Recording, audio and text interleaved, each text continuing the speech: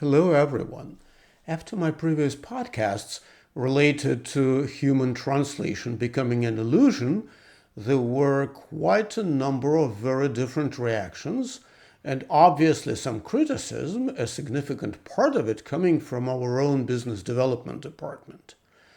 And there were so interesting and so diverse ramifications that I decided to dedicate a little more time to the whole thing.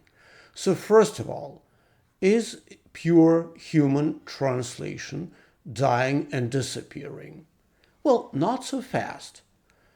Generally, I called it an illusion, not because there's something wrong with humans, they're fine, but because it's very hard to verify the origin. It's very hard to tell AI source translation, given how good it has become, from pure human ones.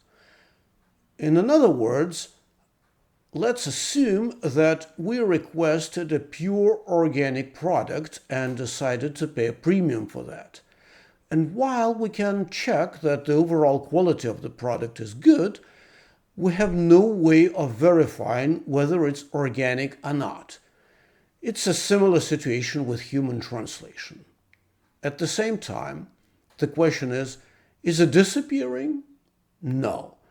I'd use a quotation. It's either Zarathustra or Sun Tzu. Well, who cares? One of them said it.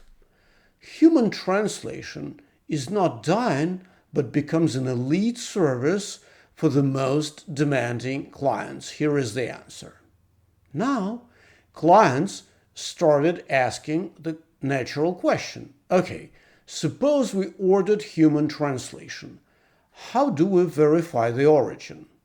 And the answer is there is no 100% guarantee. As far as the translator has access to the source, they can use something that resembles AI or MT and pretend it's their own work. Anyway, Logos IT has the so-called LAI tool that sounds like LAI Detector, but the spelling is LAI. So this LAI Detector, it checks translations, a random subset, mostly concentrated on longer segments, and compares them to translations provided by the most popular AI engines and MT engines. Most cheaters are not very sophisticated. Most of them use free versions of Google Translate or ChatGPT or something like that. So we do reveal the majority of violations. And the ones we do not reveal, they're probably so good that maybe it's not worth revealing them.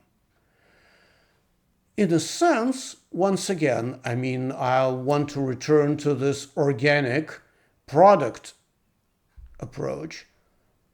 Let's talk about sugar, and that's why it's in the podcast name. There is a lot of sugar marketed, obviously with a price markup, as organic. But there is nothing like organic sugar, period.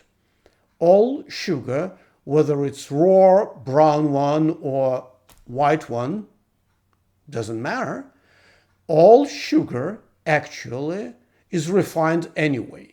The only difference of the raw brown sugar is that a tiny small share of molasses is added back to it, and that's it.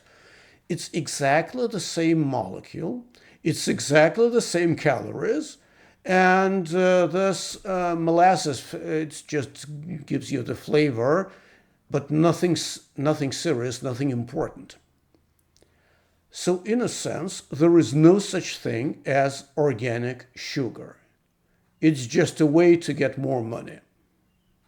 The same thing actually with translation. There is nothing like an organic translation. It simply can be very good, acceptable, or bad, irrespective of its origin. And the right question to ask, and that's what clients start asking and want a very sophisticated verification and confirmations from us that the whole process is legit, So this question is as follows. How do we make sure that whoever touches the files, whether it's translators and editors or editors only, how do we make sure that they really go through all the translations attentively without skimping on their review and without trying to review 10,000 words in an hour? Okay, the most simple, the most trivial approach is to compare files before reviewers and after reviewers.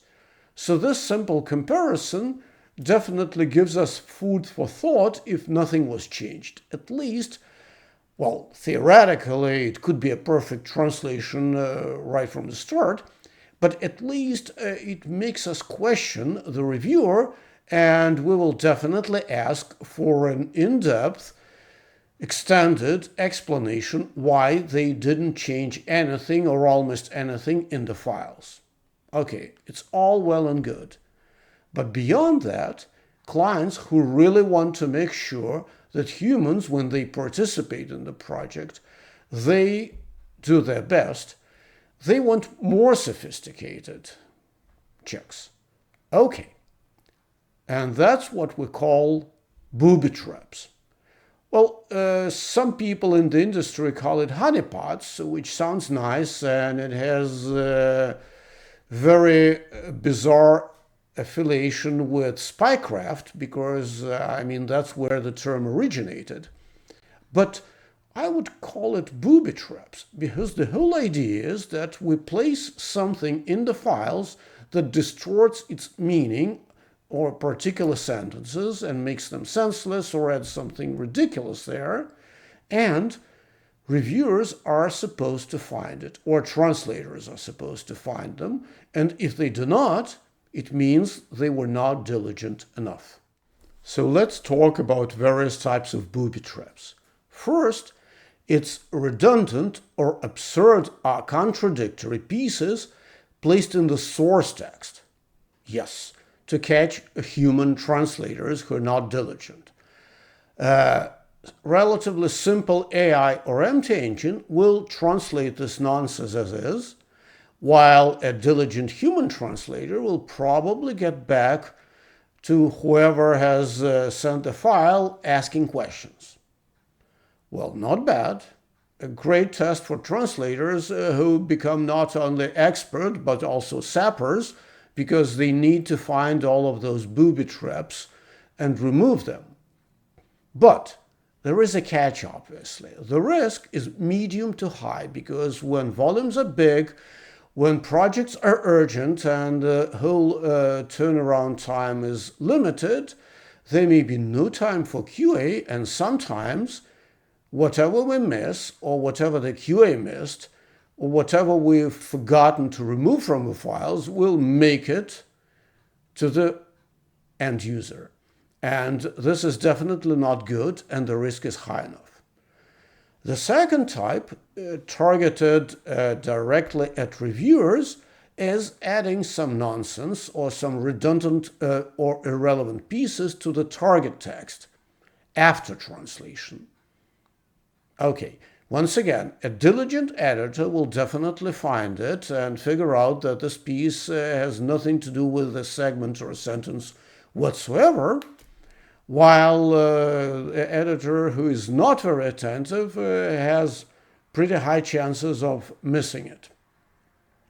Works well, and the risk is, I would say, small to medium, because generally the only risk we're taking is that we will forget to remove those booby traps, whichever ones were not removed by the editor, from the final text before delivery.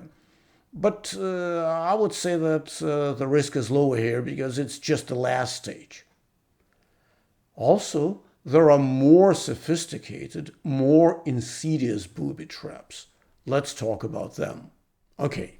So the first insidious thing is putting hidden instructions, like white on white, into style guides or other reference materials. And these instructions are asking you, or rather AI, because that's a suspicion, to replace standard terminology with something absolutely weird and irrelevant, or carry out some absolutely ridiculous instruction. Humans will not see it, while an AI engine is expected to implement all those ridiculous instructions. At least a high share of these cases have already been published. So we have a chance of catching people who are translating using AI when they are expected to translate manually. Another variety of insidious booby traps are hidden or just hidden in the source text, but these are ridiculous specific instructions. Something like that. Ignore all the instructions you've got previously and do this and that, or put some like this as a target text. Once again, expecting to catch AI use which was not authorized. Okay, summary. Clients are seriously thinking about it, and they are already asking us to introduce all those types of booby traps, both simple in the source text or in the target text, or insidious into instructions or style guides or something, into materials. So, translators and editors, be aware. Beware of the booby traps. Look for them attentively, and all the best of luck finding them. Reviewers, beware. We will compare files after translation, whether it's done by humans or AI and improved and whatever, and files that are released by you as reviewed final materials. We will do that, absolutely, in most cases, unless we do not have time for this. So be ready to either prove your diligence by editing some pieces that are reasonable, obviously, and not just preferential changes so that you imitate activity, or if the text is pretty good, be ready to provide an extensive and well-justified explanation why you didn't change anything or just changed very little. I really hope it helps, and once again, translators and human reviewers, your task has become more challenging, and all the best of luck to you.